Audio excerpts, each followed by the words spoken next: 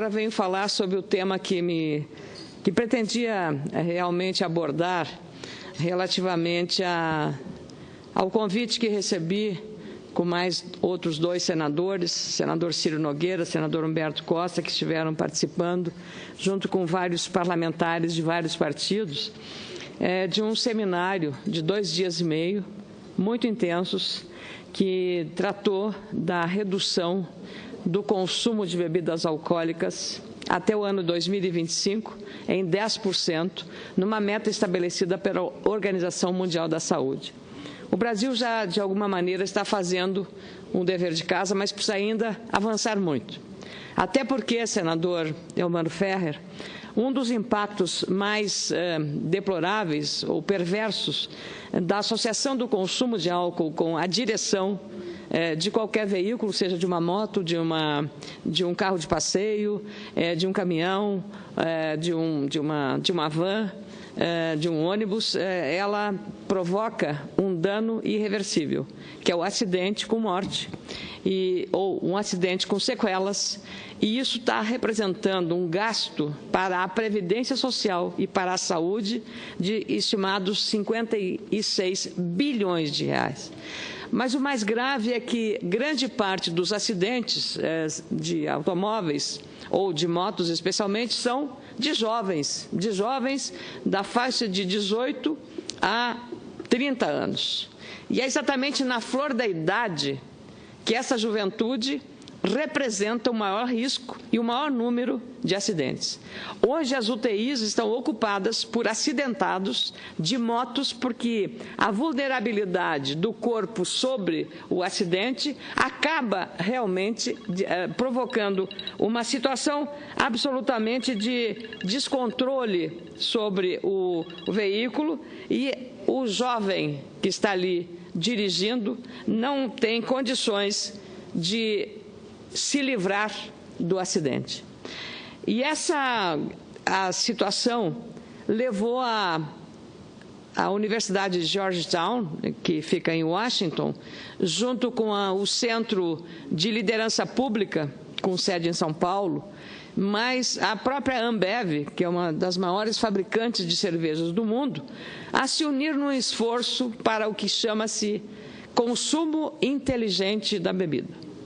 E lá estavam a academia, representantes da academia, um professor, o professor Arthur, da Universidade de São Paulo, especialista nesse setor, do efeito e do impacto do álcool sobre o comportamento das pessoas com a dosagem inadequada do álcool.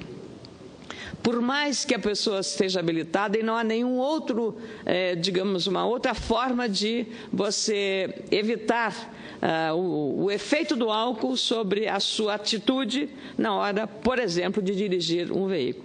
Esse é um dos fatores graves. E o que mais me preocupou, senador Elmano Ferrer, é que hoje, no Brasil e no mundo, a iniciação à bebida alcoólica está entre 13 e 15 anos de idade. 13 e 15 anos de idade. E para conseguir chegar a esta meta dos 10% de redução até 2025, no Brasil e no mundo, nós só teremos sucesso se juntarmos políticas públicas, que são de governos, entidades especializadas da academia, as universidades, os centros médicos, a sociedade civil, que está organizada em ONGs ou outras iniciativas, as escolas, especialmente de nível médio e também universidade, e as famílias. Porque os lugares onde o jovem começa a beber, ele é estimulado pelo grupo, o grupo, especialmente se tiver um líder que tenha maior influência sobre aquele grupo, maior será o impacto para beberem nas festas, e hoje a gente vai em festas de 15 anos, em casamentos, em outras festas, que já os pais estão tendo controles sobre os organizadores para evitar e controlar e não permitir que menores consumam bebida alcoólica. Mas isso é difícil o controle numa festa de muita gente, controlar o consumo de bebida alcoólica. O que a gente vê, especialmente no interior, e eu vejo em cidades do interior do meu estado, senadora Lídice Amado, é os jovens ficarem, você vê, literalmente embriagados. mesmo que a família esteja ali, mas é uma coisa da questão do controle do consumo. E isso tem provocado uma preocupação muito grande, porque jovens que estão grávidas, jovens grávidas, ao consumirem álcool durante a gravidez, o impacto sobre o bebê que está ali em gestação. Então, se a gente examinando todos os impactos sobre isto, eu diria assim, uma coisa extremamente grave e preocupante. Eu me surpreendi porque um fabricante de bebidas, no caso cervejas, se preocupar com esse tema, eu entendi como uma responsabilidade social, porque você pode estar ali também criando um conceito, digamos, grave, de uma rejeição total de abolição. Não há maldade nenhuma em você beber com inteligência, fazer o consumo inteligente da bebida alcoólica. Como é que no estado da Bahia, como é da senadora Alice da Mata, com aquele verão, às vezes escaldante, você não vai tomar uma cervejinha gelada? Agora, isso tem que ser feito na medida da sua capacidade, na medida do bom senso, do chamado consumo inteligente. Apenas aquela quantia necessária para você perceber que fez o consumo inteligente. Isso vale para um jovem muito mais, porque ele não tem, às vezes, a iminência do risco, ele não sabe avaliar risco, do perigo que significa aquele consumo do álcool. Então, esse evento eu sou presidente da Fundação Milton Campos, que é vinculado ao Partido Progressista, o nosso presidente Ciro Nogueira lá presente, lancei a ideia de promover entre a juventude progressista, para a mobilização dos jovens, de um concurso para avaliar no Brasil inteiro, e com um prêmio bem apreciável em valor, para a equipe ou individual, para que sejam oferecidas propostas para os jovens, porque não adianta nós aqui, adultos, sentados num ar refrigerado, chamando doutores, para estabelecer políticas para os jovens. A cabeça deles é diferente da nossa.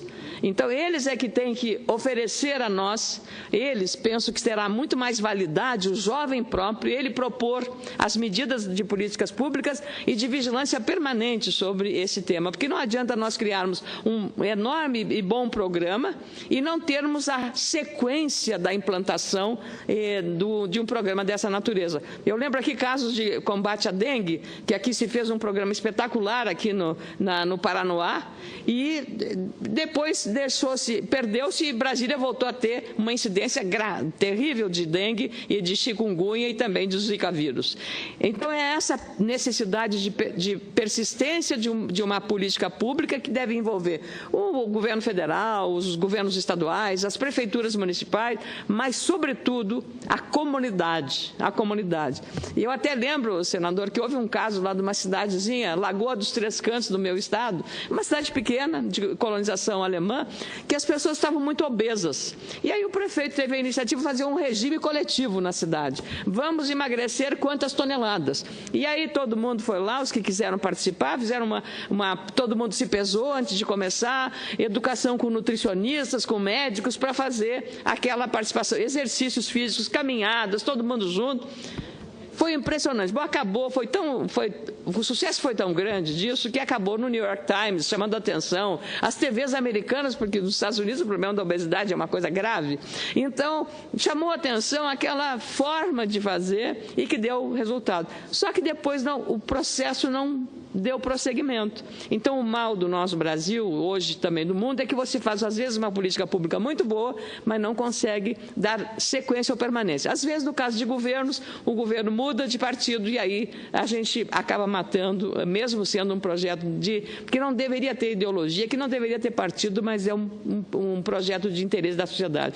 E nós estamos muito preocupados, senador, que não é só o problema ir lá no seu estado, fiquei sabendo, ou no Nordeste todo, é a questão de acidentes com motos, que é outro problema grave e que precisa, igualmente, não só em relação ao consumo de bebida alcoólica, mas também a direção responsável da moto, porque a moto deixa a pessoa extremamente vulnerável. E eu aqui debati muito isso na Comissão de Assuntos Sociais, com os motociclistas, fizemos grandes audiências públicas aqui e até fiz uma proposta a pedido dos motociclistas, motoboys mais comumente, porque lá no seu estado, lá no Nordeste, a moto substituir o jerico, substituir o burrico, né? O jegue, melhor a palavra jegue, né? Que substituir o jegue. Hoje a moto faz tudo. Às vezes a gente vê umas fotos, transporta a família inteira numa moto. E às vezes a pessoa está de chinelo, não tem capacete. Então, ela não fica apenas o motociclista vulnerável, mas ele coloca em risco toda a família. E o que acontece com a moto? A cidade de maior violência com acidentes de moto é Boa Vista, capital de Roraima. O Norte e o Nordeste são as regiões de maior incidência de acidentes com motocicleta. Então, da mesma forma, os revendedores, os fabricantes hoje estão, Abraciclo, estão tratando de encontrar caminhos para reduzir a mortandade e os acidentes de motos que estão acontecendo e lotando as nossas UTIs. Então, nós temos que ter uma reação responsável, comprometida com esta solução. Então, eu fiquei agradecida pela oportunidade que tivemos. Já estamos trabalhando, já hoje falei com a executiva da Fundação para começarmos logo um trabalho. A Fundação faz um seminário de drogas por quê? Que foi feito com o Ministério da Justiça, de grande qualidade, isso há bastante tempo, e tem muita repercussão. Então, vamos fazer beber demais por quê? Então, fazer também nessa mesma linha, o Ministério Público que fiscaliza a ação das fundações dos partidos políticos, já pediu orientação também para essa finalidade. Eu acho que nós temos esse compromisso institucional e, por isso, eu fiz questão de dar esse testemunho aqui. Esse seminário foi sem custos para o Senado Federal. O convite foi da Universidade Georgetown, que foi fundada em 1789. O senhor, que é um educador, 1789. É impressionante os valores ali expressos. Mas também no ambiente universitário está aumentando o consumo de álcool. Então, também ali era o ambiente próprio para a gente estar discutindo essas questões.